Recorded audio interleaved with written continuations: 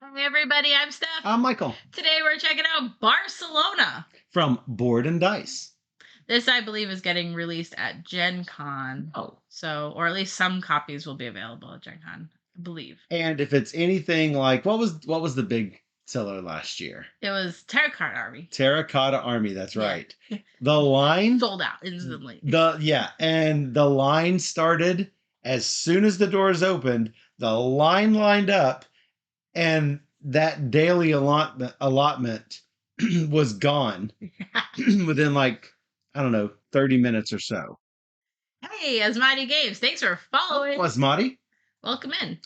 So, Barcelona was provided to us for free by Board and Dice, but we are not doing this video in exchange for said product. It's just something that we want to show off, and yeah, we played it, and we decided to show it on stream. Yeah, so it's a nice game. It's a nice Euro-y game. So if you're into Euros, be sure to stay tuned for the rules. Especially if you are in love with Board and Dice's Euros. Yeah. I will say this is probably not to Barcelona. It's not to Barcelona. It's not really a T game. No. This is Barcelona. Barcelona. And it plays 1 to 4 players, and the box time says 60 to 90 minutes. So let's go ahead and take a look at this large setup we've got going here. So each player has their own player board right here. We've got the main board here with Barcelona. Actually, this is called, and I'm sure this is not what it is in Spanish. It's the Example. It's basically an example of what this guy Cerda, whose face you will see here. Not to be confused with La Cerda. No. What he envisioned a nice, spacious city should be. For those who don't know, Barcelona was basically hemmed in by city walls, and everything was piled up on top of each other.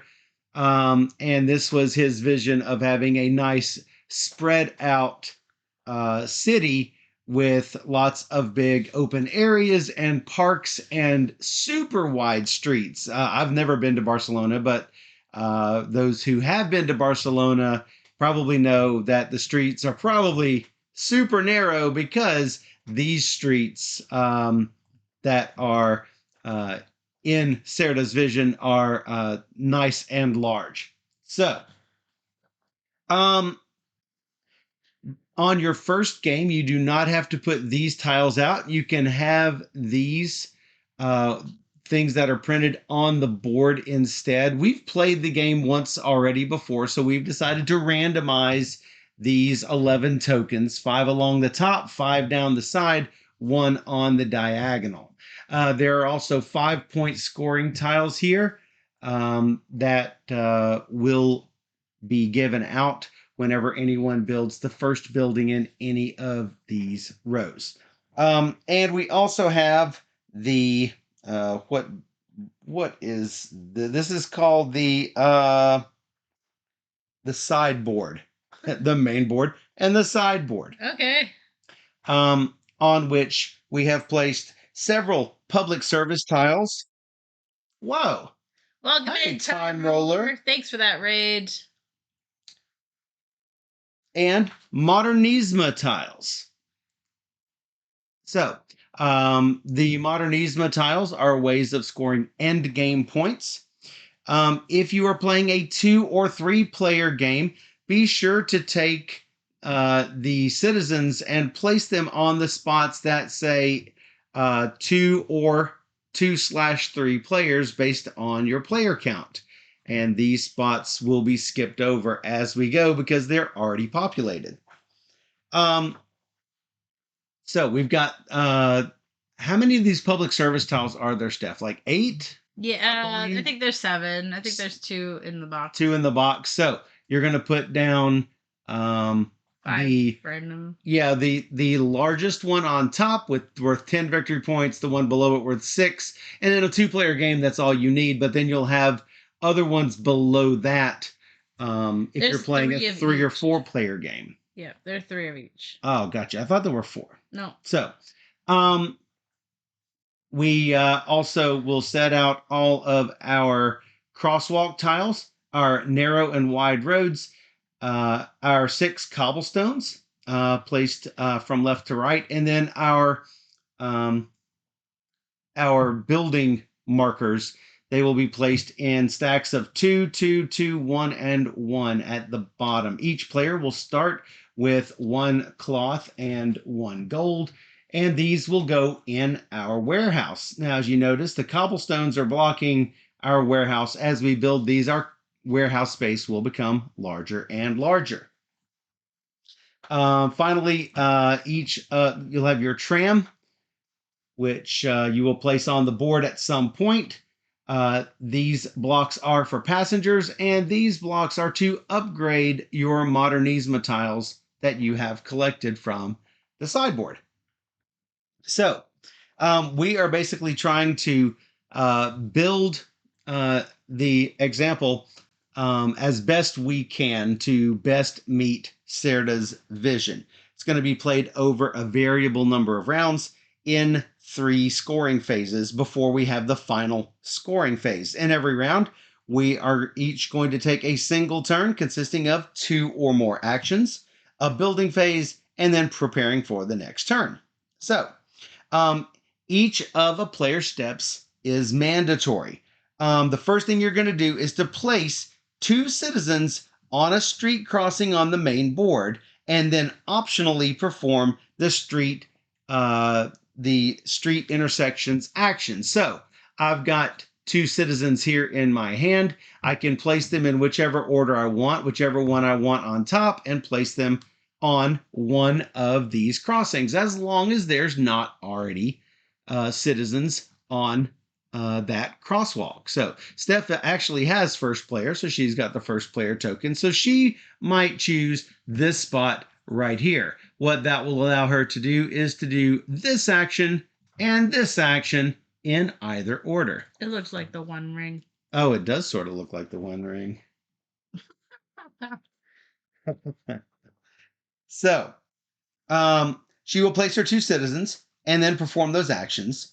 Then she will remove citizens from street crossings to construct a building, placing those citizens in on the corresponding citizen tracks on the main board. So, for example, if Steph had citizens here and on a previous turn I had citizens here, she could create this corner building here.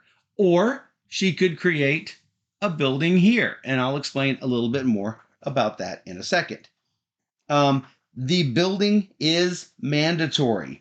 If there are citizens that can create a building, you must create a building. You get points for it. You do get points for it. However, it might push the game along faster than you want it to, because as soon as one of these 3 tracks fills up to the first ending area, and one of those intermediate scorings is going to take place. Then the second, then the third, and then the end game is going to happen right then. Yep. So, at the end of each player's turn, you're going to check to see if a scoring phase has been triggered, like I just mentioned, and if so, we're going to do what's called a Serta scoring. Then finally, you're going to take 2 citizens at random from the cloth bag, which is included in the game. So,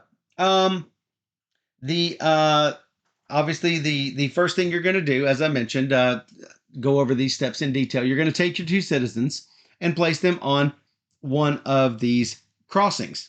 If there is a coin cost, you must pay it before placing your citizens. If you don't have the coins, you can't take a loan, and you can't activate an action to pay for the coins. For example, you can't get these 2 coins and then pay the 1 coin for the citizens. Also, if you don't have a place to put those coins, then you will have to, at some point, have to ditch things out of your warehouse. The actions that are available, and I'm going to jump around probably a little bit. So there's a gain cloth and 3 victory points. That's pretty easy. Just gain a cloth token and 3 victory points going around the outside track. Gain 2 coins. That's fairly easy. If you cannot store it, as I mentioned, you must immediately return whatever you can't store to your general supply. It's not at the end of your turn, it's as soon as you receive it. And you can take things out to make room. Yes. So if I find out that if I decide that I don't want this cloth, I'd rather have a warehouse full of gold, I can ditch this cloth. So, as we mentioned before, you want to try to remove these cobblestones. Well, how do you do that? Well, there's the place cobblestone action. Take the leftmost cobblestone from your player board and then place it on the sideboard next to where there already is a cobblestone. And then you get to take whatever the bonus is. For example, 1 coin or 2 coins, or immediately place 2 narrow streets or 1 wide street, or move up 2 positions on the Cerda track, or move up 1 spot on the Sagrada Familia track. Those of you who have played Sagrada probably recognize those spires there. Your Sagrada track is along the top of your player board, and anytime you pass over one of these little spots here, you get to build a part of the Sagrada. Starting off with level 1, you'll get to take one of the Sagrada pieces and take whatever bonus is on it. And then when you pass number 2, you'll get to take something from the 2nd row, 3rd row, and 4th row. They don't have to be uncovered. We just have them all piled here just to save a little bit of space. Normally, we'd have them all spread out, all 16 of them, so you can see them. So, anyway, that is for cobblestones. At the end of the game, you are going to score a number of points equal to your highest removed cobblestone piece. If you can manage to put all 6 cobblestone pieces onto the sideboard, you are going to be able to get 16 bonus points at the end of the game. Plus, perhaps you might get some points for Modernismo tiles if you have some that will key off of cobblestones. There are some spaces that will allow you to build narrow streets or wide streets. That's this one on the diagonal. Normally the tram is on the diagonal. We've covered it up. So you could have narrow and or one wide street. Now, these narrow streets are placed on your player board, 4 in the first stack and 6 in the second stack. Whenever you place one of these narrow streets, it can go anywhere on the board. It does not have to be next to where there are already streets. If you place over the top of anything like a cloth piece or 1 or 2 coins or victory points or Cerda track increases, you will immediately get those at this time. So let's say I place 1 street here, then I will immediately score 1 victory point for each narrow street on this street that are connected. They don't have to be mine. They can be anybody's. So this is going to score me 1 point. If I place my second one here, that will get me an additional 2 points. If I place it here, that's going to be 1 point and 1 point. So this is not, although they are next to each other, they are not considered, contiguous street pieces on the same street. If Steph comes along and puts a 3rd piece and a 4th piece down, she's going to score 3 and then 4 victory points. So keep in mind where you place these. Not a bad idea. It's probably not a bad idea because of this Cerda scoring tile. I'll talk about those in a minute. There are several of these in the game, and 3 of these are pulled out at random. So if you manage to remove place your 4th narrow street, you are going to move up 1 space on the Cerda track. If you can remove an additional 6, you're going to go up 1 more spot on the Cerda track. You only have 10 narrow streets. After you've placed all 10 narrow streets, you don't have any more. All the pieces are piece limited except for the gold and cloth tokens. Wooden meeple, not included. Um, so the wide streets do basically the same thing, except you're only placing one. And whenever you place it, you're going to score 2 points per wide street. So that would get me 2 points. Later on, I place this here. I get 2 coins and 4 points. Steph could place here later on and get 6 points. Again, if you're placing on a different street, it's going to be considered separate scoring entirely. So if you manage to build all 5 of them, 2 Serta track pushes. If you ever get to the top of the Serta track and you have to go up one more bump, then for every bump that you would have gone up, you're going to get 2 victory points instead.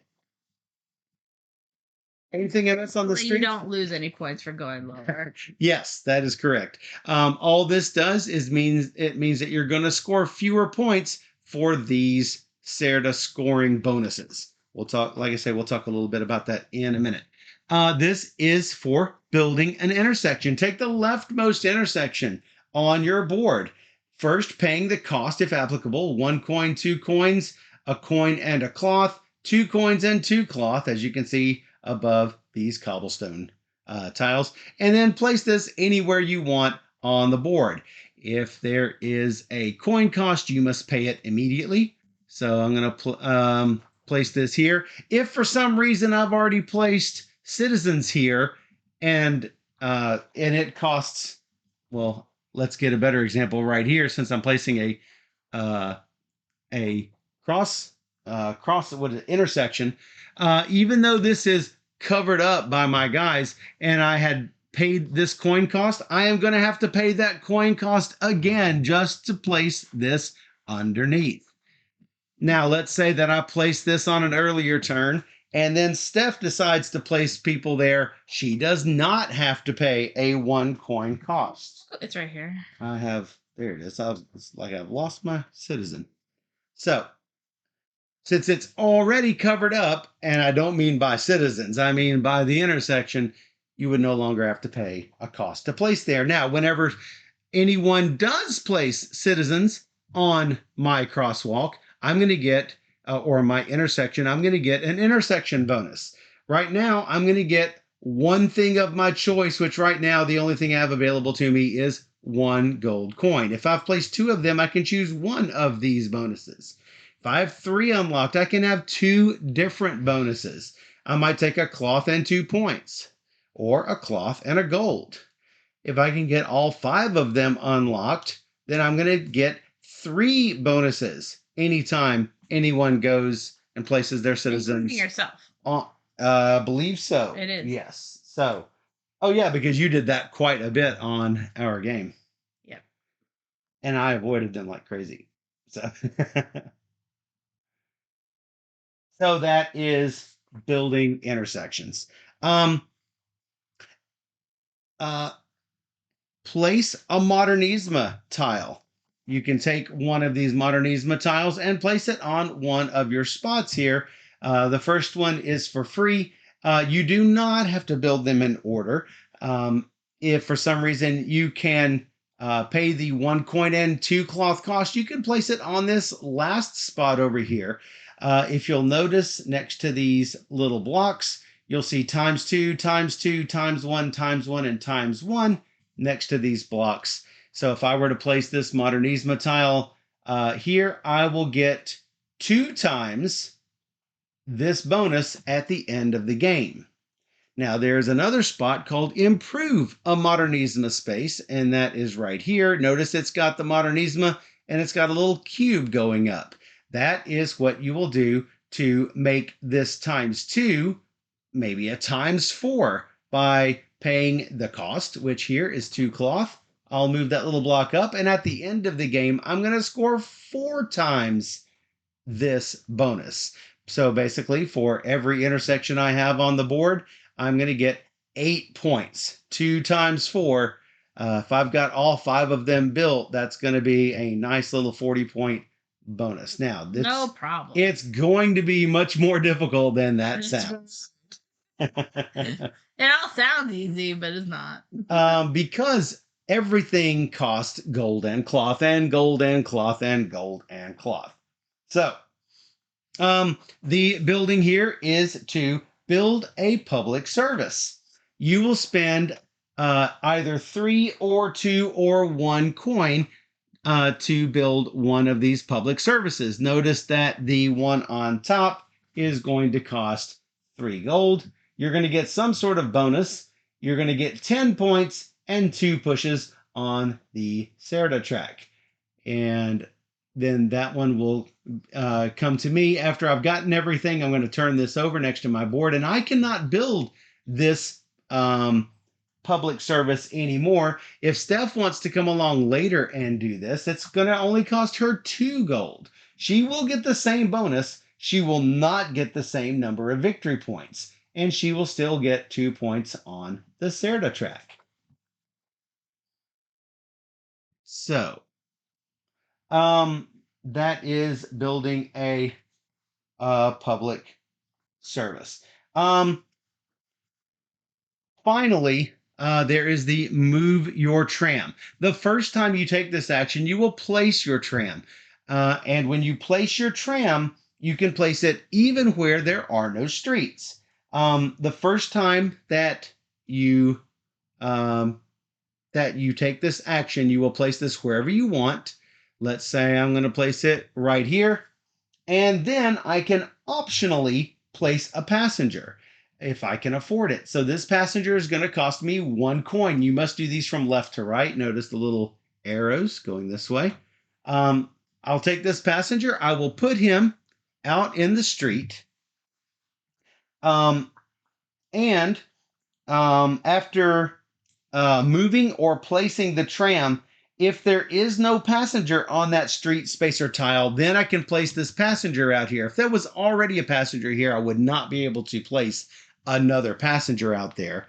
But let's say that there wasn't, and I put the passenger out there. I will then get to take this action, which is 2 pushes up the Serta track. You also have to pay for that passenger. Oh, well, that's what I did mention that. Yeah. It's 1 point for the first one. However, it's really good points if you can do all of them. Yeah, so at the end of the game, I meant to continue on with this, but at the end of the game, you're going to get the highest reveal, just like your cobblestones. If you can put all 5 out, you're going to get 23 points at the end of the game. So back to this, place your tram. If you have already placed your tram, you can move. The next time you take this action, you can move 2 spaces. So, for instance, I can go 1, 2 down the street and place a passenger. And wherever you place your passenger, well, let me start over. If you land on a street piece, then whoever's street this is, whether it's mine or Steph's, that player will score this street as if it were placed on the board being built at this time. So let's say there are 3 street pieces on this wide street and my tram stops here. Let's say it's Steph's spot. I probably wouldn't want to do it because Steph will get 6 points for me stopping there. I place my passenger down and then I can take the corresponding action, which in this case is build a wide street. That might let me get that for 8 points, but I've just let you get 6 points for doing that. So still could be a reason to do it. Still could be a reason. So now there are lots of ways to miss little bits and pieces of scoring. And moving the tram is one of the ways. So move your tram, score for the street, place the passenger, do the scoring, or do the action, the corresponding action related to that horizontal, diagonal, or horizontal, vertical, or diagonal street. All right. After you've taken your 2 actions, then you must construct a building if you can construct a building. So if you've got any 2 color citizens on spaces that adjoin any of these corner lots, then you can place a corner building, and that is not going to get you any points or bonuses, but this will flip over. You will get to place one of your building pieces on it, and that is considered, hey, you have built that. Mm-hmm. So that is going to be good for you. Then you're going to take let's say that the citizens were here and here. You're going to take the top citizens off those stacks. They can be any color, as you saw from the corner building. They're all the same. All of the corner buildings are the same. And you're going to place them on the citizen track. So let's say it was one was green and one was blue. I'll place it here and here. Then you are going to score the lowest revealed scoring mark. Right now it's a 2. If I hadn't covered the green, it would have been 1. But currently the lowest one is 2. So that's going to give me 2 points. And that's true no matter which building you build. When you remove the citizens, place them here, then score up to wherever, whatever is the lowest number that you can see. Excuse me for a second. So, if you had the 2 citizens here, and instead you wanted to build here, you could build this level 1 building. Now, these level 1 buildings are what Serta had envisioned in his plan. And because it is something that he envisioned in his plan, you're going to get to go up 1 spot on the Serta track. So it's only going to cost those same 2 citizens, but you have to have a large area to place it in. Now, these level 1 buildings, how Serta envisioned this was to have buildings on 2 sides and a huge park in all of the rest of the area. But a lot of people felt that that was wasteful. So a lot of times people would build what would call level 2 buildings and level 3 buildings. We'll get to that in just a second. So you're going to get to place your building piece on that, remove the citizens, place them on the citizen track, and score as normal. If you can remove a stack of building tokens, you might reveal some more Serta track increases, which will help push you up the track. Just a one-time bonus. Yes. So, if for some reason you had a pink citizen, so the green citizens are considered the working class. The pink ones are middle class citizens, and the blue ones are called upper class citizens. So if you have a pink citizen and any other color citizen, instead you could create this level 2 building. In fact, a level 2 building could be overbuilt on top of a level 1 building. Or you could build it from scratch on any spot where you have a pink and another color. It could be any color citizen. I could put this right here. If the citizens happen to be here and here, or here and here, or here and here, I could instead overbuild this.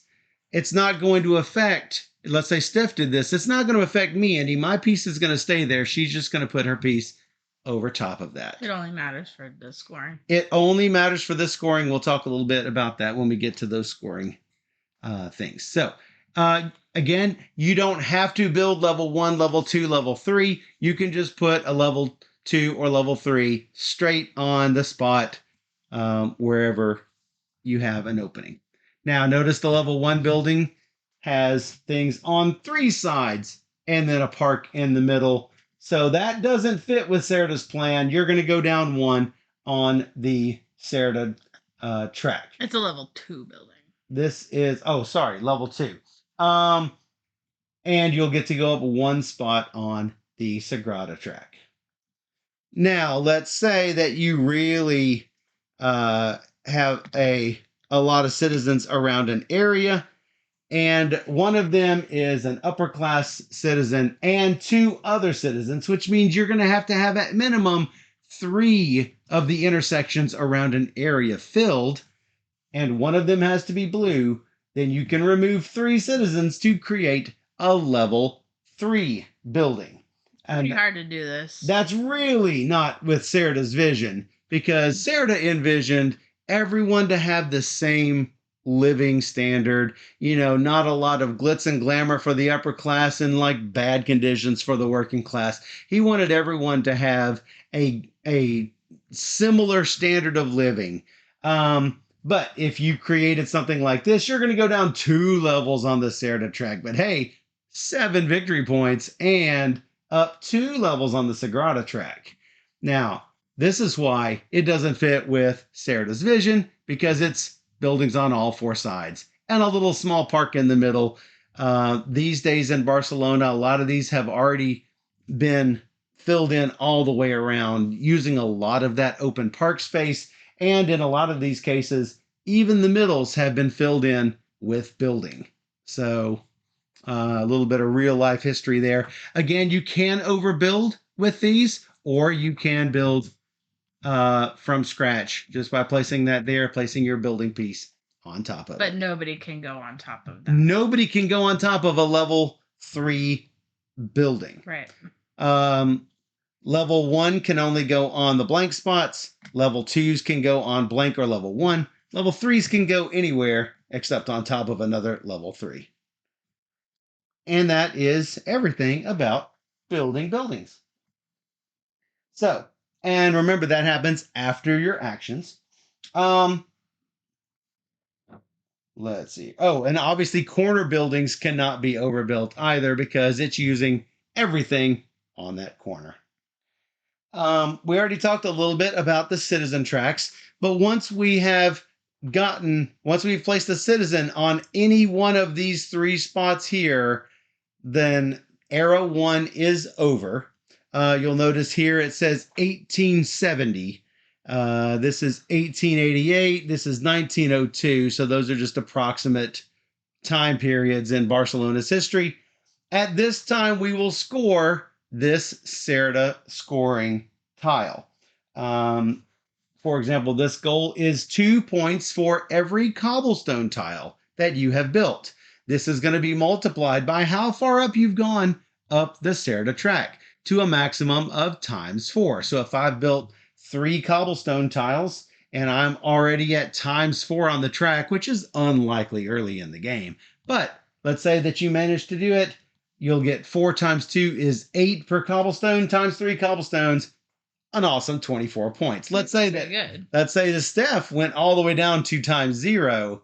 It doesn't matter how many cobblestones she has, because it's 0. She's not going to get any points. That's sad. Times 0, times 1, times 2, times 3, times 4.